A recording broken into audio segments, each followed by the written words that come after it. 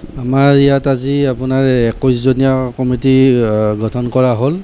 আমাৰ national front of Indian trade union চমুকৈ NFITU আৰু আজি 21জনীয়া কমিটি মানে অসম প্ৰদেশ কমিটিখন গঠন কৰা হৈছে।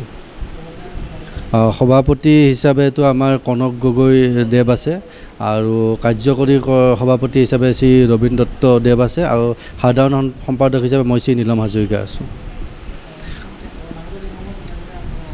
আমি এতিয়া ধৰক আমি আনঅৰ্গেনাইজড আৰু অৰ্গেনাইজ ছেক্টৰত দেখিছোঁ অসমত এতিয়া বহুত মানে সমস্যা আছে।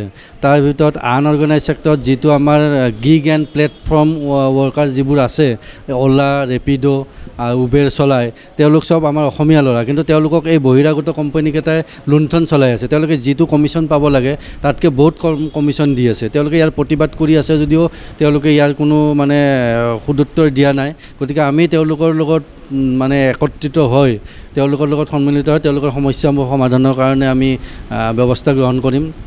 আৰু লগতে আমাৰ যিটো ক্ষুদ্ৰ চাহ খেতিয়কসকল আছে তেওঁলোকৰ যিটো ন্যূনতম সমৰ্থন মূল্য MSP ধানত দিয়া হৈছে, কিন্তু তেওঁলোকে দাবী দি আছে যদিও পোৱা নাই। গতিকে তেওঁলোকৰ এই ক্ষেত্ৰতো তেওঁলোকৰ সমস্যাবোৰ সমাধানৰ ক্ষেত্ৰত আমি মানে তেওঁলোকক সহায় সহযোগ আগবঢ়াম। তাৰপিছত আপোনাৰ হ'ল আমাৰ চাহ বাগানৰ যিবোৰ শ্ৰমিক তেওঁলোকৰ মজুৰিটো বৃদ্ধি কৰা বুলি কৈছে, কিন্তু এতিয়ালৈকে মজুৰি দিয়া নাই। তেওঁলোকে অসমৰ যিবিলাক অসম চাহ নিগমৰ অধীনত যিবোৰ চাহ বাগান আছিল, যিবোৰ লিজত দিয়া হ'ল, তেওঁলোকৰ প্ৰায়ভাগৰে এতিয়ালৈকে মজুৰি তাৰপিছত বোনাছ আৰু ৰেচন আদি পৰ্যন্ত তেওঁলোকে লাভ কৰা নাই। গতিকে আমি এই চবৰ ক্ষেত্ৰত তেওঁলোকক সহায় সহযোগিতা আগবঢ়াম।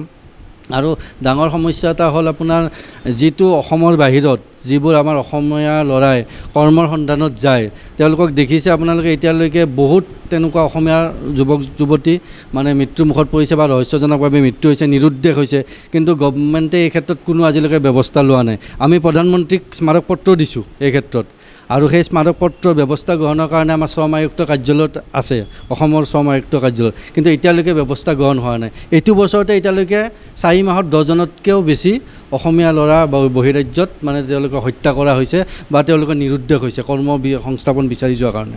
তাৰপিছত অৰ্গেনাইজ ছেক্টৰত এটাই কওঁ, আপোনালোকে বিভিন্ন বাতৰি কাকতত পাই আছে যে ওপৰৰ যিবোৰ শীৰ্ষ আমোলা আছে তেওঁলোকে তলৰ যিবোৰ মানে বিষয়া কৰ্মচাৰী আছে তেওঁলোকক শাৰীৰিক মানসিকভাৱে নিৰ্যাতন চলাই আছে।